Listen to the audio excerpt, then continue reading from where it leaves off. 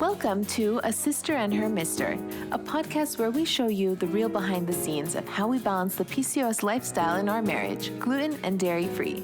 I'm Tallene, your fellow sister and registered dietitian. And I'm Sirak, husband, engineer, and PCOS personal trainer.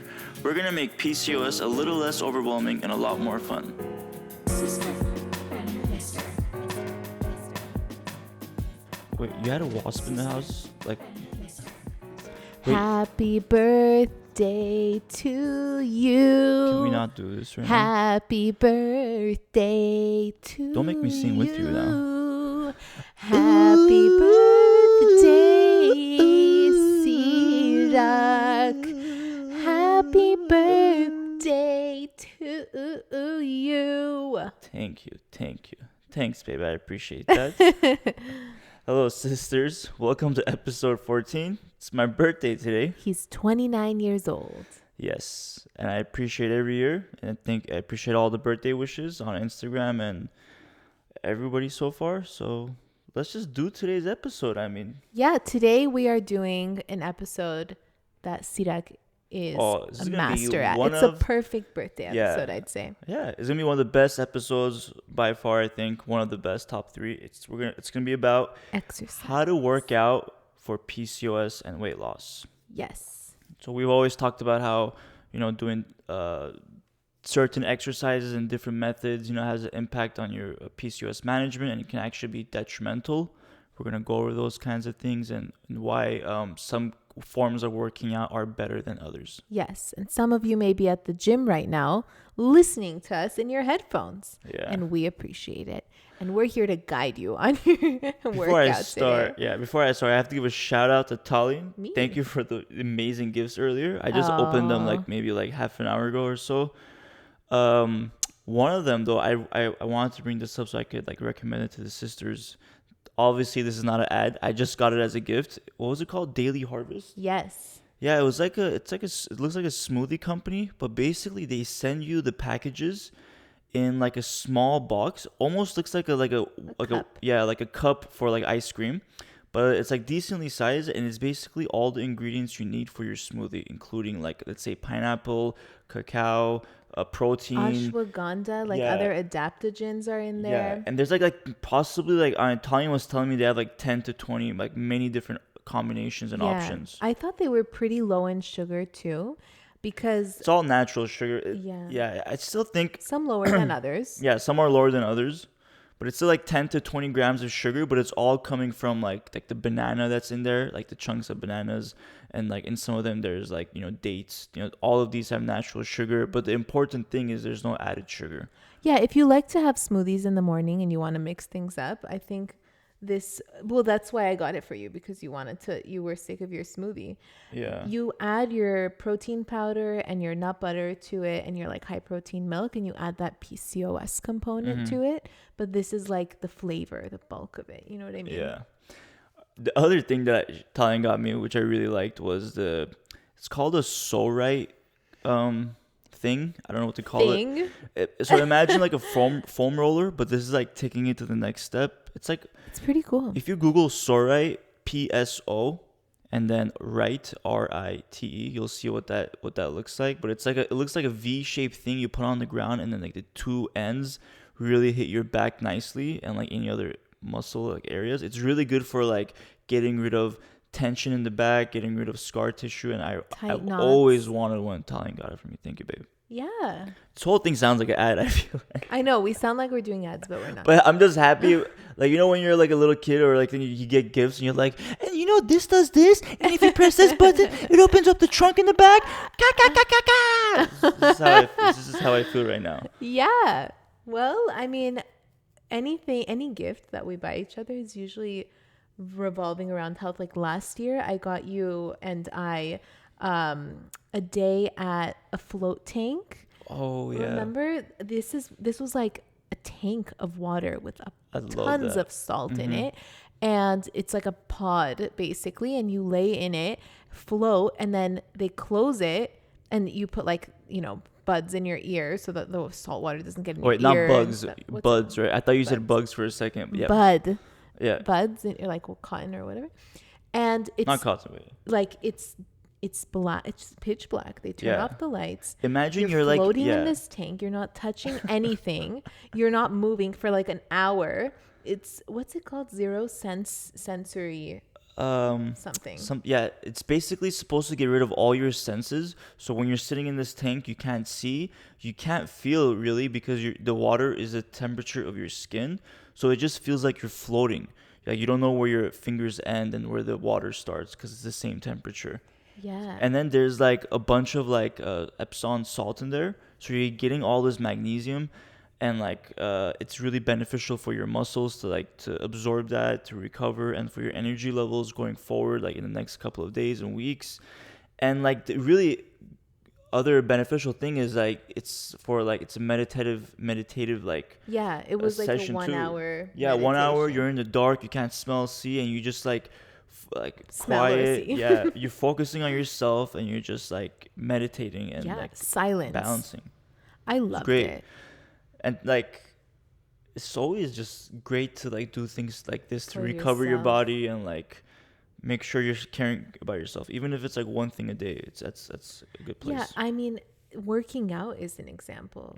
Going in the sauna after your workout is an example of like self-care and taking a moment to like just come back down from the hype of the whole day and everything that you have to do.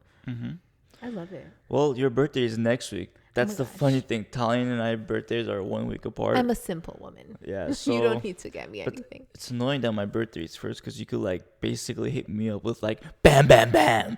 Why don't you follow up on that now? Oh, no. Now I gotta like freaking. It's revenge season now until next week. Do you want me to tell you what I want on this podcast? No. It's gonna be too much pressure, and then if I don't get it, then people are gonna ask, "Oh, how come you didn't get that?" Because I found something better. But it's not a thing; it's an experience. Salsa dancing, I know. Oh, he knows. Anyways, we'll see. Okay.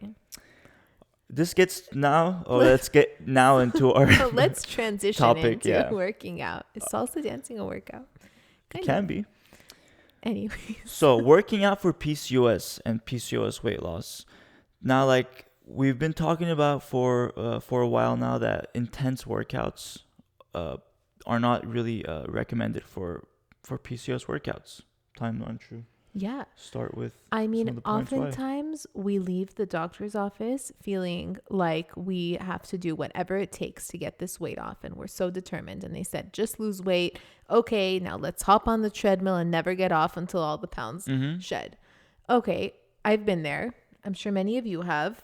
Even like Orange Theory, cycling, I did all of these, kickboxing, whatever, these high intensity, long exercises for, it's a lot of intensity the whole time. Basically pump sugar into your bloodstream. Yeah. And you're supposed to burn it during the workout, but you can't because we don't have good cell metabolism. Yeah. And to make it clear, like I know we say intense workouts, it's hard to understand what that is maybe. Intense, so we're talking about you're running, but you're not only running, you're going above your steady heart rate. You're pushing your heart rate to where you're breathing harder, like you're having a hard time controlling your breath. Those are the moments where your body realizes that you're having a hard time breathing, and then it pumps all these stress hormones like cortisol and tells your body, all right, it's fight or flight time, let's do this. And you perform better because of it. However, because women with PCOS, it's harder to manage those stress hormones, so you're not able to balance the cortisol levels back down after your workout. So instead, your stress levels are increased for a longer period of time. Unfortunately, this creates more inflammation and creates weight gain, weight plateau, and then you get mood issues. You feel tense, almost like you've had too much caffeine. It's because it's like stress. And like it just has a worse impact for your PCOS. And you explained that so well. Oh, thank you. If you're on the treadmill listening to this podcast, get off. Yeah. Well, so one thing though, I actually wouldn't recommend treadmill, like those electric treadmills, because when you're on a treadmill, you're not really running. What you're doing is the treadmill is like this thing that's moving, and you're just jumping in position. So like it's not like you're pushing the ground and jumping jumping a little bit in the air to go forward. You're not moving your body. You're literally tapping the floor up and down as the floor underneath you is moving. Second, you could still run. If you want to run, do steady state. So meaning you're going at a steady speed and your heart rate is controlled the whole time, and you can do this for a lot longer than you could an intense workout because your stress levels won't increase. Like a jog. Yeah, like a jog. If you're keeping it at a steady rate. I like that. A short jog.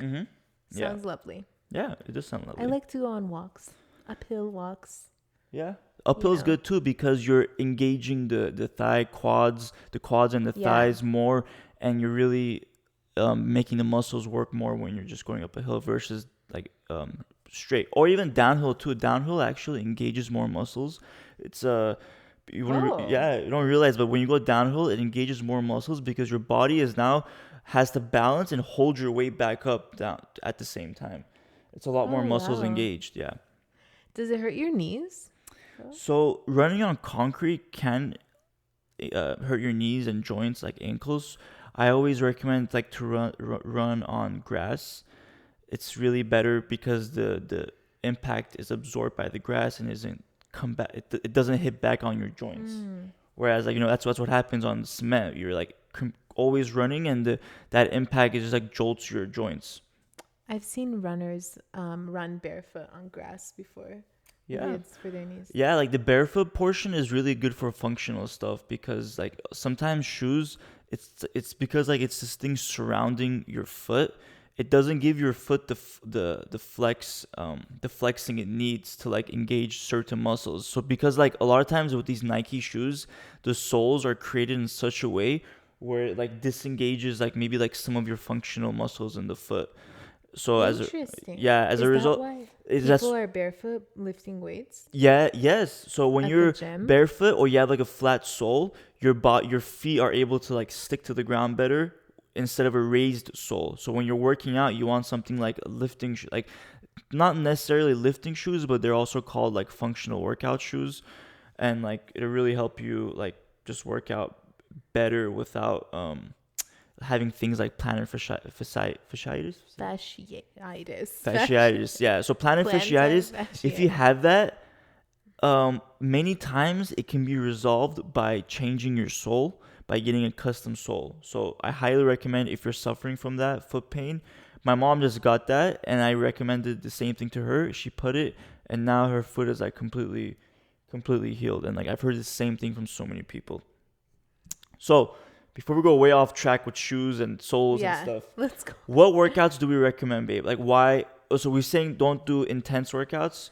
Yeah. So like we said, those intense workouts, I want to reiterate this so that we can, once this, knowledge is power, you can apply better workout routines and see better results and feel better. So again, when you have PCOS and you're doing these crazy workouts and you're pumping the stress hormones and sugar into your bloodstream so you can burn it during that workout, because we have impaired cell metabolism and you're trying to heal that, we're not able to burn that sugar during that workout. And instead, our weight stays the same and plateaus, or sometimes it even goes up, which is what happened to me when I was running a lot or kickboxing a lot.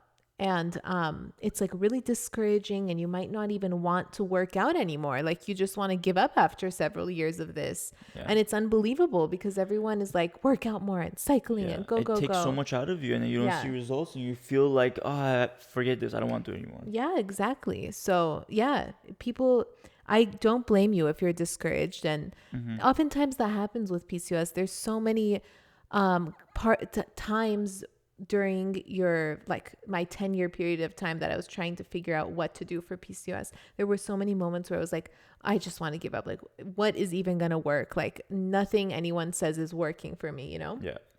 But, totally. Again, don't give up. Keep it pushing. And PCOS friendly workouts. Yeah. And what is that? That basically entails now adding weighted exercises into your routine. So yes. What you want to do... Pick up the weights. Yeah, exactly. Pick up the weights, and now let's do some weighted exercises instead of doing those intense workouts. Now, one thing that Tallene like always suggests on her Instagram is by first starting with the legs, like specifically thigh workouts. Exactly. So that really targets insulin resistance.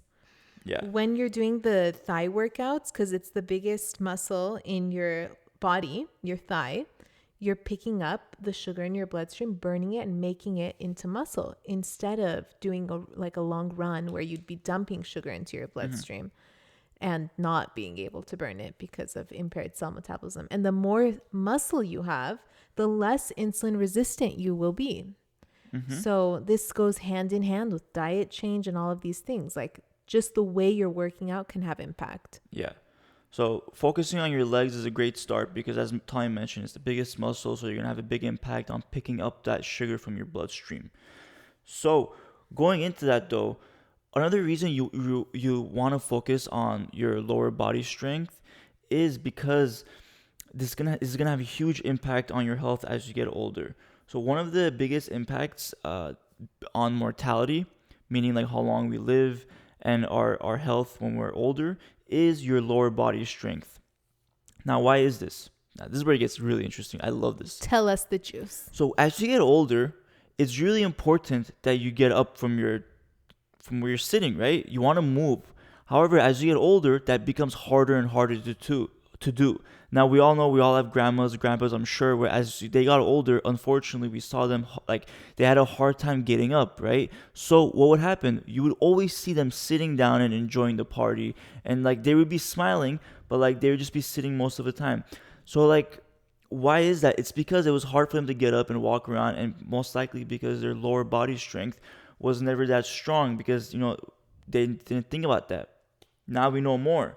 So, like, research has shown that when you do have lower body strength, like stronger lower body strength, as you get older, people live longer because you'll be more prone to standing up, to walking, and this just by standing up, you're going to be doing more exercising just by walking because you're going to be burning more calories, you're going to be healthier, and that alone, without trying, has a huge impact on your health. So just keep that in mind. Sisters, is to, as you get older, just make sure your like squats and your lower body workouts are consistent along with the rest of your body. What are some lower body workouts we should do? And before you launch into your great exercise recommendations, let's rewind and remember that time that I tried to do the one-legged remember when we were recording and one of the workout moves, and you'll see this in the sisterhood, it's actually going to be posted in one of the workout videos, where I had to stand like sit in a chair and stand up on one leg. Do you know how hard that is? I know. I had no idea. Like, I thought I had muscular legs, and I think I do, but like maybe our chair is just deep and like well, lower. It's harder than you think. I mean, it was hard, and I did it like in front of you like 10 times. I was like, this just like this, babe. And you're like, I can't do it. You guys, you have to try this. It engages everything: your thigh, your back, your butt. Everything. It is hilarious too. Like, we should explain. So this is a whole like, so basically let's get into like what workouts you can do for lower body. Well, squats is like one of the basic fundamental ones. But so we did a whole workout series only using a chair.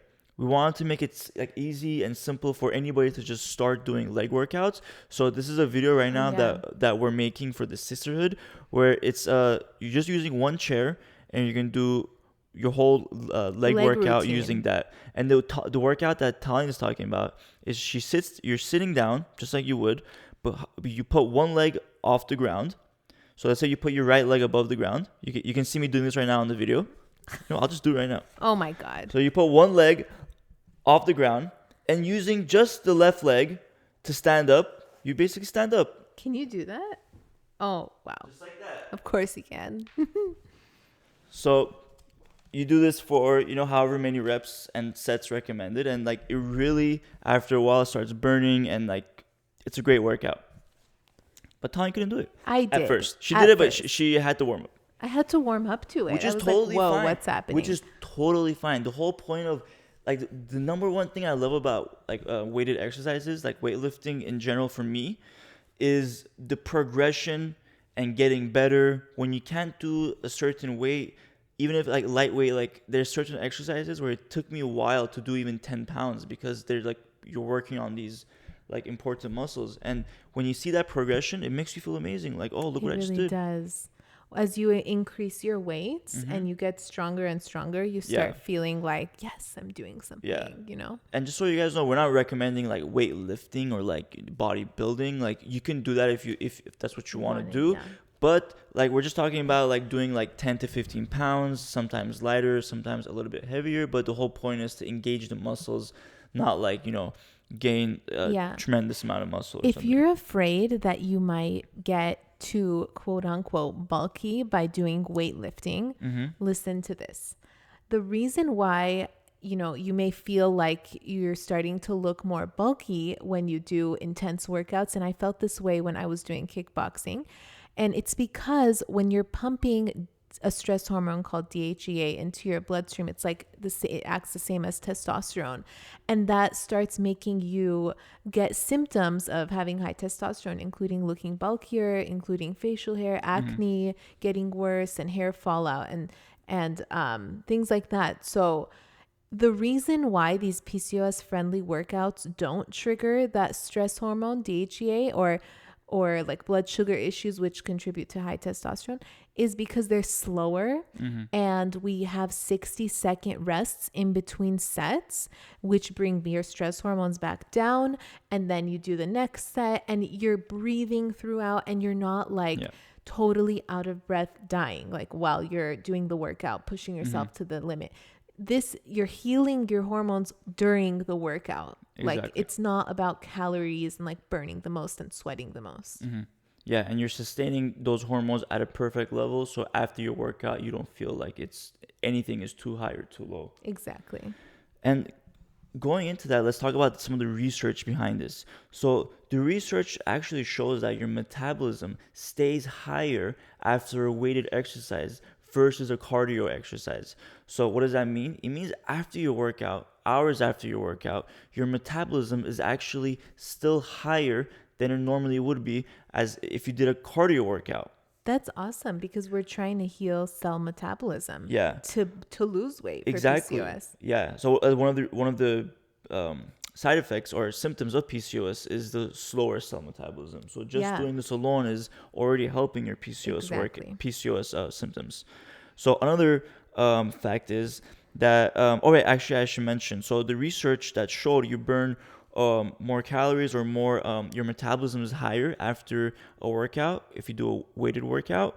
Some cases have shown that for 38 hours the metabolism was higher versus cardio. That's more than a day. Yeah, 38 hours. It's crazy.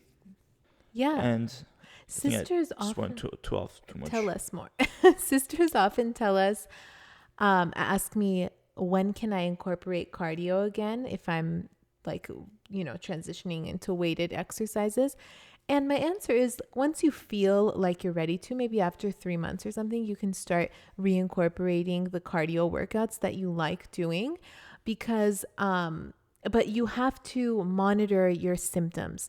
Is your weight still going down or like maintaining where you want it to be? Do you feel good? Are you fatigued afterwards? You would know best. Every body is different. There may be someone listening out there that is not impacted by cardio the way that most of us are. Yeah. And so it's up to you to decide what's best for your body. Totally. And with cardio too, you have to go really intense in order to lose weight. And that's not it's like harder to. So with cardio you can that's really the last thing we need. Yeah, like the thing is with cardio you can burn more calories than a weighted exercise in a certain amount of time, but to do that you have to go really intense. But as we mentioned, that intense part is not good for PCOS. But if it works for you, you should continue to do it, but just be mindful of like those different symptoms and just make sure you're doing the right thing for your body. Right. And another question that I often get, and I just thought of this because we're talking about cardio and stress hormones, is what about belly fat? People, because that's where we accumulate our weight. Oftentimes with PCOS, it's in our stomach area.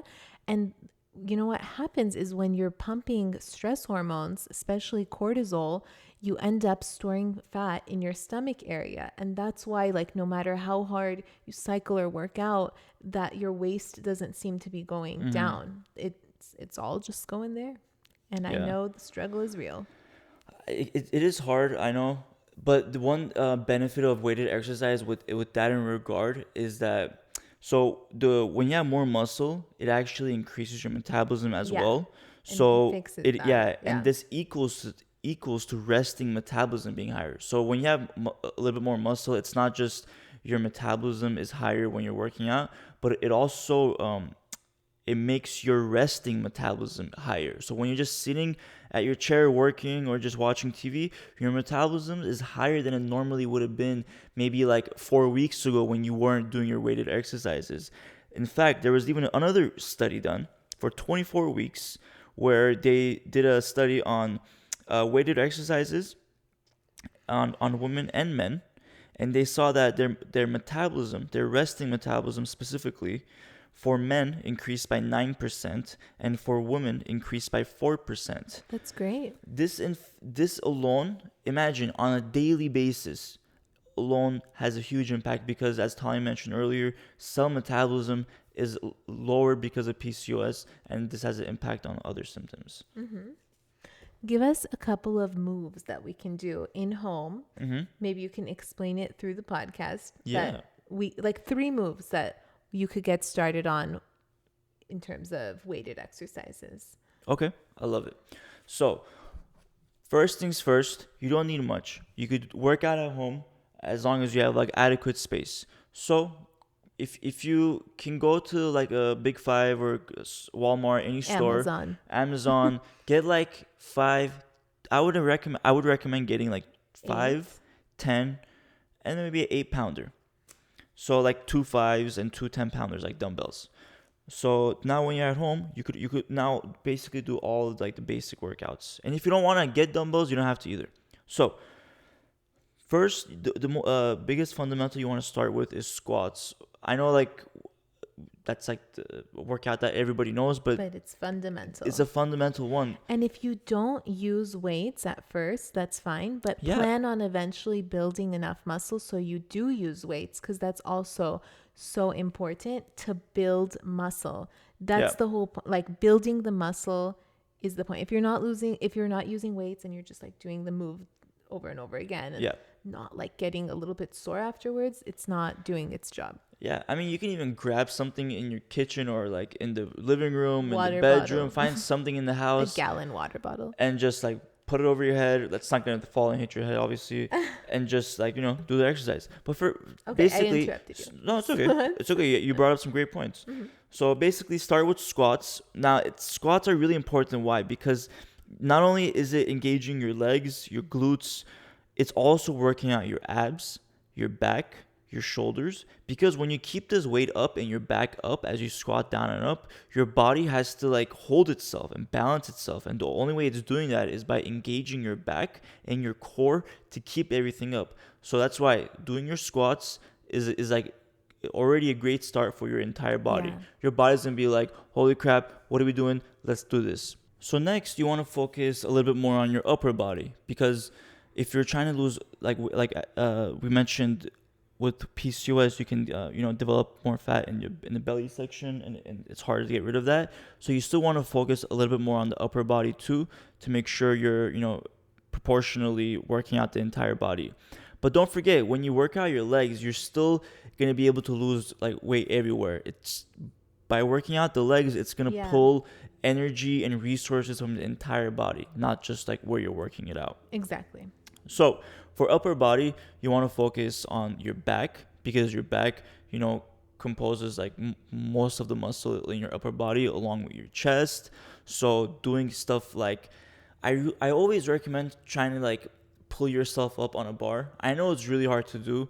I've been trying to help Tallene do that. But the reason why it is, I mean, think about it. You're hanging off a cliff and you need to survive. What? You need to pull yourself up. That is never going to happen. Well, you need to be prepared for this. Anyway, starting slowly by even like just putting your feet on the ground and pulling yourself up just using your arms and your back is great to develop those back muscles. Some people don't have something to pull themselves up at home. What do you think they should do for like an upper body workout?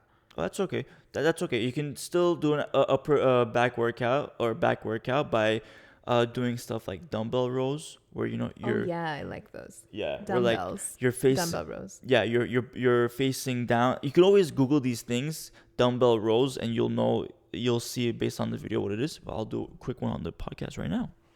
Put like this.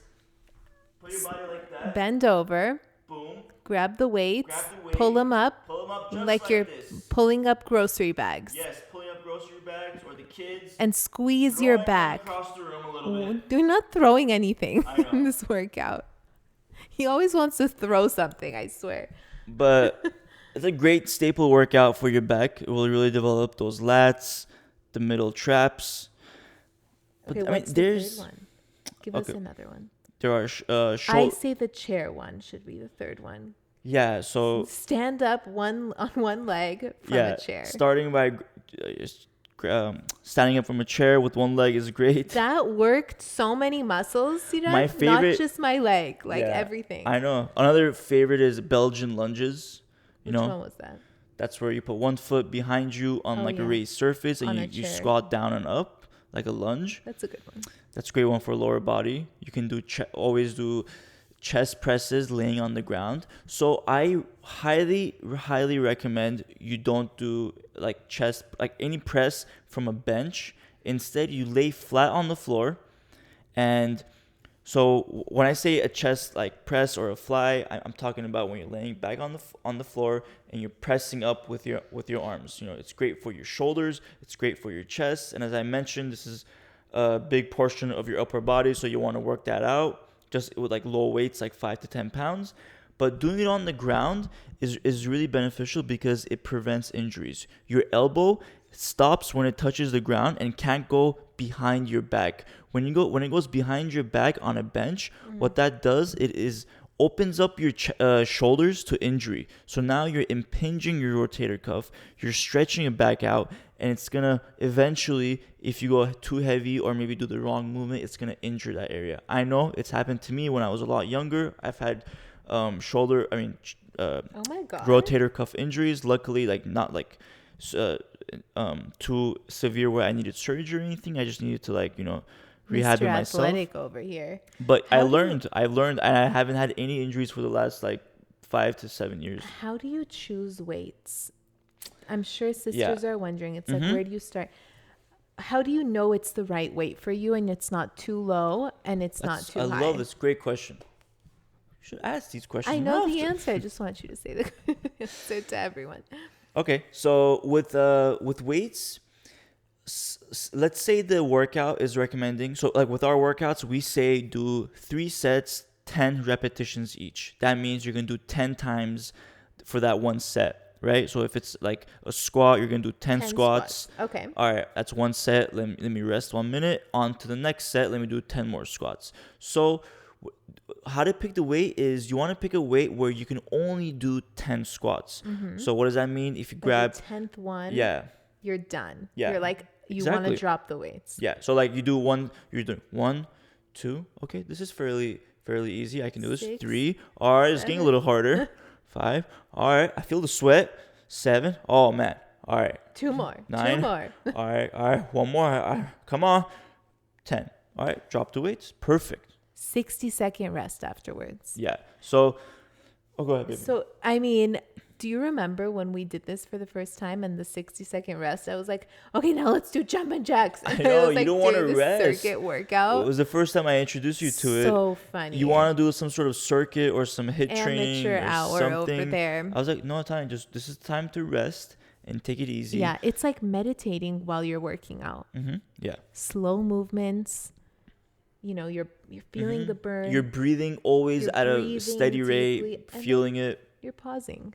Yeah. You're having a conversation with your partner and then then you're continuing. Yeah, that's the good part when you work out together. You get to have a conversation through to the rest times, but Yeah. not too much, or else then the workout takes too long. Yeah. Ugh, we've learned our lesson.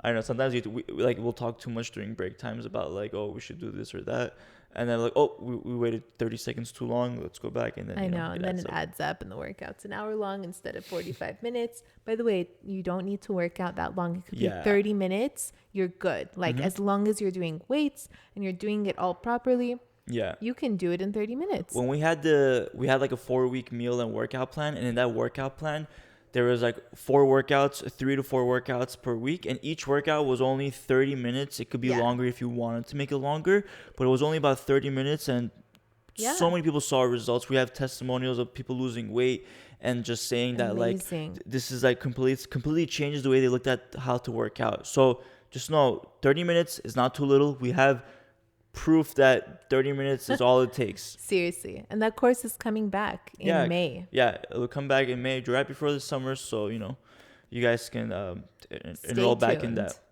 But so going back to picking weights, as I mentioned, pick weight where whatever the repetition is, you're gonna stop right at that end. If it's too tired to go on. Yeah. After if it's the too last light, one. by the way, it's okay. Let's say your first set, oh, this was too light. I could do like five more of these.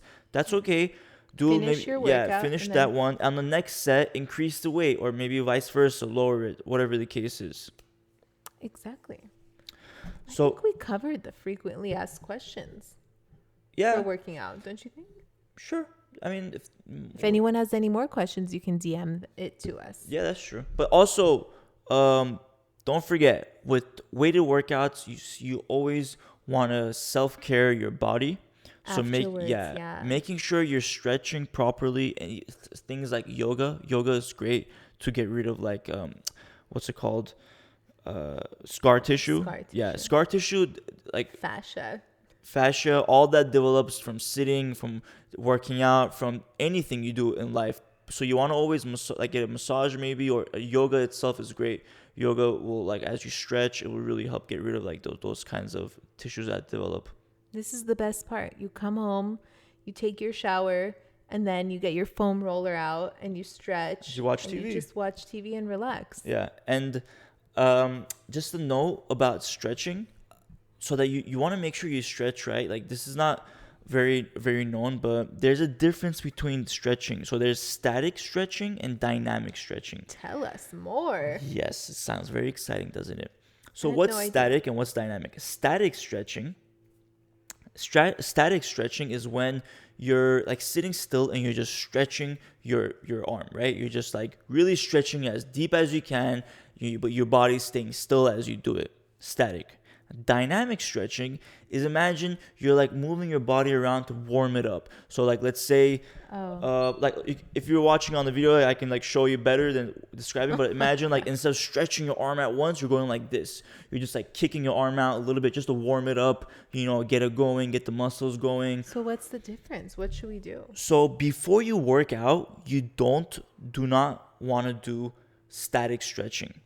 Because when you do static stretching, you're stretching out the muscle too much, so it's losing blood, and it's almost like a rubber band. Let's say you're gonna use a rubber band. Do you want to stretch the heck out of it before you use it? No, because it takes the strength away. The same thing with working out. When you stretch out your muscles too much like that before a workout, you're losing the strength that you're gonna have in the workout itself, and it also causes makes you more prone to injury, so just like after the workout. Yeah, so exactly, babe. Perfect, head on. You want to do your static stretching after the workout, because during the workout, you're getting blood in all these muscles. Whatever you're working out, every time you crunch it, every time you squeeze it, blood is rushing in. So after your workout, you want to get the blood out. You want to stretch it, let the muscles breathe, let it start to recover. So you stretch it out nicely, statically after a workout. Maybe you're laying on the floor and you're putting your leg, above or in front of you, and you're like holding trying to reach your toes, something like that, like slowly stretching those muscles out. Dynamic, where you're, like doing these like jerk movements to like get like blood into the muscle and things like that. You want to do it before your workout. So maybe like you're in the warm-up area of the gym or at your house, and you're just like, like maybe just lightly moving your legs, swinging your arms, rotating your shoulder, making sure that it's fluid. There's blood in there, and it's not like cold. You're not like starting up the engine and just going to 60 at once. Right? Okay. I hope that was helpful. That was very helpful. Yeah. So I hope you feel motivated to work out after this, to work out the way that will improve your PCOS symptoms rather than make it more inflamed and more difficult.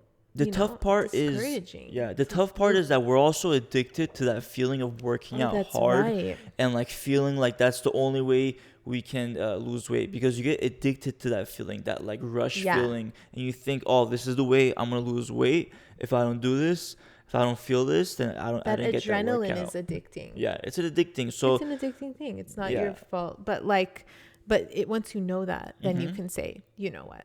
Forget this. Let me figure something that is going to give me results that I deserve for the effort I'm putting in. The hard part is like changing that habit and making yourself not feel that way, because all it takes is you to do that for 1 week or 2 weeks and you'll start to see results. So we hope we covered everything. If we didn't, just feel free to ask us on Instagram or in the comments anywhere. But now let's go to our win of the week from our fellow sisters who are managing their PCOS like a boss. Yes, I have one from the sisterhood here. Himal, I think that's her name. She says, "Hey Tallene, I joined the sisterhood last night after coming across your page about 2 months ago. I was so excited and couldn't believe my eyes when I saw the love you spread in the community. I couldn't sleep until 3 a.m. and now I'm so sleepy. But I just wanted to let you know that I'm super excited on this journey. All this while I thought I could not manage PCOS. After joining the sisterhood, for some odd reason, I'm 100% sure I can do it with you guys. I was telling my very supportive husband how much I appreciate his support, but I just need that push, that go, that it's going to be all right from someone who went through the exact same thing. Hence the sisterhood. Coming from, and then, it's a long message, but she says, it means a lot to me. I don't know how to thank you for all the positivity and motivation. Wow. That's what we're here for, sisters. The motivation, the information for you to feel empowered and make you stay up all night because you're reading up everything and you want to talk to everybody. Seriously. No, but I love that. I've been there. Excited because I want to play video games, so I stay up all night. You're excited because you finally found something that makes sense that you can relate to. That's not telling you to like go, work out, eat less, do this, try that, crazy fat diets. Yeah, totally. And a great part of there's like a area for everybody. Like there's these different stages. Not everybody is at the same stage. Great part is we have like a different topic area for people to talk to. Like if you're in stage 1 or stage 3, we have a group that you get together with and talk to each other and like, have their same resources. There's different resources for each type. Stage of the sisterhood. So if you're in stage 1 and you're newly diagnosed, or you're in stage 3 and you just started going gluten-free, or you're in stage 4, just started going dairy-free, there's information in each stage to help you because, like we always say, one step at a time. Even when you go to the gym, you don't have to be perfect. Exactly. Or even if you start the workouts at home, it's just like one at a time. Yeah, this goes to PCOS and working out. You don't have to go and start going crazy right away. You build yourself up, So that's the same thing with the stages. You want to start where you should start. Don't like just jump into it thinking you're gonna. You have to do everything at once. Everything. Yeah. There's a journey, and you're gonna eventually, get there. All right, sisters. It was so nice chatting with you. It was very nice. And thank you again for all the birthday wishes and all the sweet things you guys said to me today. It makes me feel great. And don't forget, you can always reach us on Instagram at PCOS.weightloss. Our podcast one is at A Cyster Her Mister. You can watch this as well on YouTube. I did a lot of movements today. You're definitely going to have to see some of that on YouTube. But we hope it was good. Thank you for joining us. Yeah. Take care. Bye-bye. Bye. If you enjoyed listening to this podcast, you have to come check out The Sisterhood. It's my monthly membership site where sisters just like you are learning how to move through the stages of PCOS, from stage 1, cold and alone at the doctor's office, to stage 5, nailing the PCOS lifestyle, gluten and dairy free. Get ready to finally feel in control of your body again.